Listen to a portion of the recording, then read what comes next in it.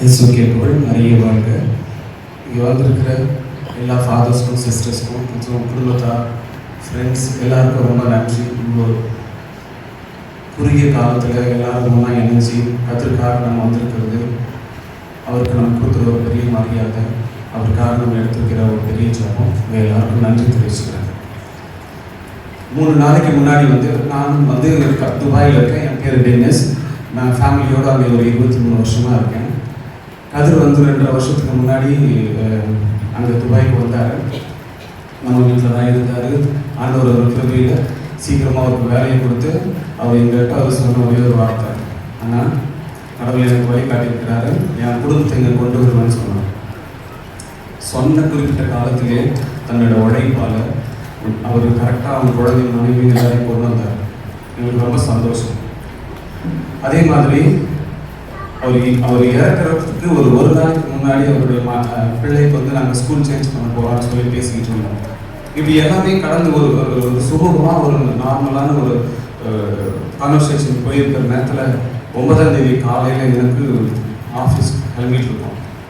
இந்த நேரத்தில் ஒருத்தர் ஃபோன் பண்ணி இந்த மாதிரி சொல்கிறாரு, நான் யாரோ ப்ராங்க் பண்ணுறாங்க நினச்சி திட்டிட்டு வச்சேன்.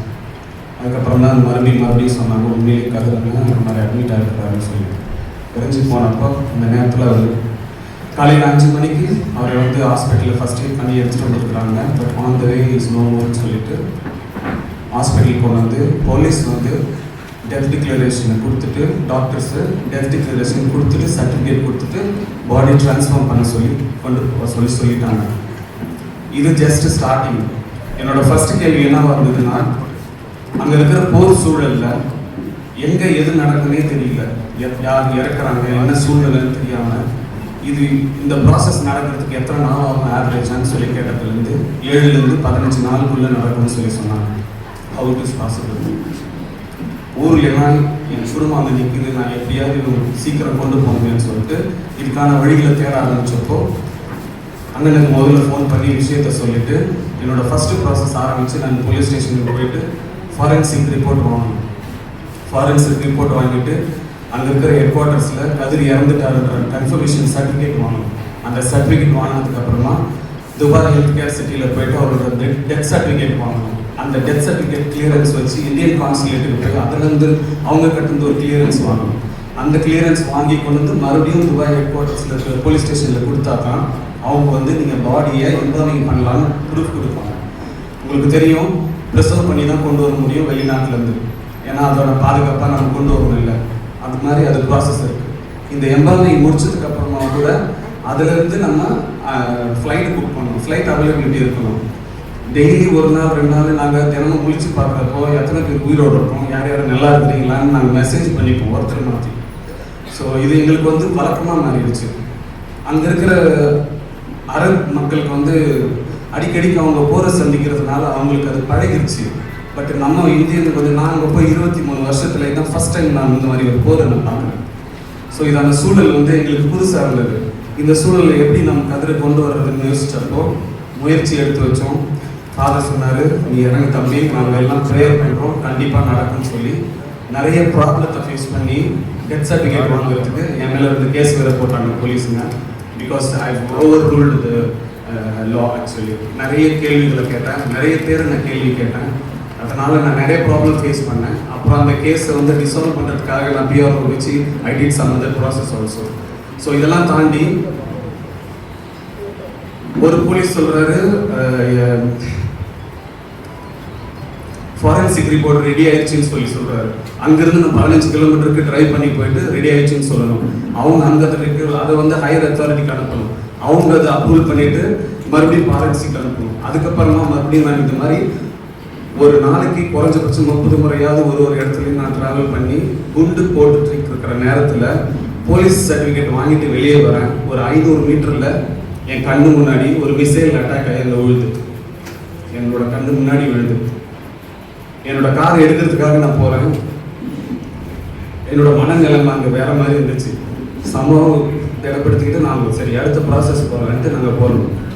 ஸோ அங்கே எல்லாமே குறுகிய நேரத்தில் நடக்கிறதுக்கு வாய்ப்பே இல்லை.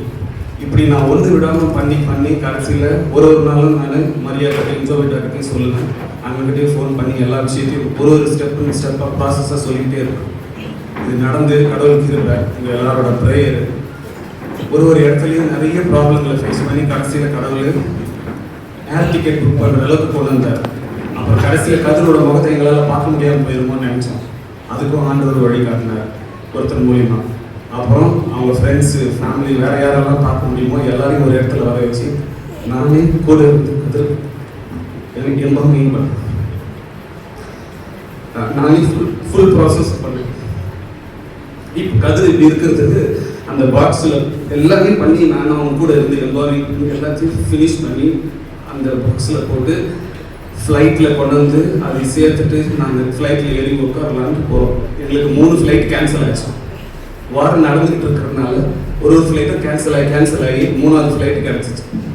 அது கிடச்சிட்டோம். 3வது ஃப்ளைட்டில் நாங்கள் ஏறதுக்காக போய் நிற்கிறோம். மிஸ்ஸைல் அட்டாக்னு சொல்லி ஃபோன் வருது, எல்லாருக்கும் மெசேஜ் வருது. You need to wait for 45 மினிட்ஸ்ன்னு மெசேஜ் வருது. சரி போவோம். அப்பயே சொன்னேன் வி ஸ்டில் ஹேவ் டைம், கண்டிப்பாக நம்ம போவோம் நம்பிக்கை வச்சுங்க. அண்ணன்கிட்ட பேசினேன். அவர் சொன்னார் எல்லாரும் நாங்கள் ப்ரே பண்ணியிருக்கிறோம் சீக்கிரம் நடக்கணும். 45 மினிட்ஸில் மறுபடியும் டேக் ஆஃப் ஆச்சு. மரியாதைக்கும் பாப்பாவுக்கும் தெரியாது. She was completely drain. அதனால் அவங்க ரெஸ்ட் எடுத்துட்டு இருந்தாங்க. போய்கிட்டே இருக்கோம். ஆல்மோஸ்ட் அரபிக் கடல் மேலே போயிட்டு இருக்கிறப்போ தேர் வேர் 1 more அட்டாக். ஸோ ஃப்ளைட் என்ன பண்ணாங்க, 1 more வேல டேக் ஆஃப் ஆகி டைவர்ட் ஆகி வேற ஒரு ரூட்டில் போய் 1 hour டிலேல தான் நாங்கள் வந்து லேண்ட் ஆனோம். ஸோ இது என்னன்னு சொல்லி முடிக்கிறதுன்னு தெரியல. ஆண்டவர் கதிர் மேலே ஒரு பெரிய கருணை வச்சிருக்கிறாரு. அவர் குடும்பத்து மேலே ஒரு பெரிய கருணை வச்சிருக்காரு. இது பெரிய ஆசீர்வாதமாக இருக்குது. அவங்க குழந்தையும் அவங்க மனைவியும் குடும்பத்தார் எல்லாருக்கும் ஆண்டவர் நிறைய இடத்தை கொடுத்துருக்கிறாரு. அண்ணனோட பிரேயர் நம்ம எல்லாரோட ஜபமும் அவருக்கு ஆண்மையிலே கற்றுக் கொடுக்கும். இது என்னுடைய செயலில் கடவுளுடைய சித்தம். இது எல்லாமே நடந்திருக்கு. உங்கள் எல்லாரோட பிரேயருக்கு ரொம்ப நன்றி. தொடர்ந்து ஒரு ஆண்மைக்காக நம்ம ஜெபிப்போம். எல்லாம் கடவுளுடைய சித்தம். கடவுளுக்கு நன்றி சொல்கிறோம். அன்புக்குரிய சகோதர சகோதரிகளே, அனைத்து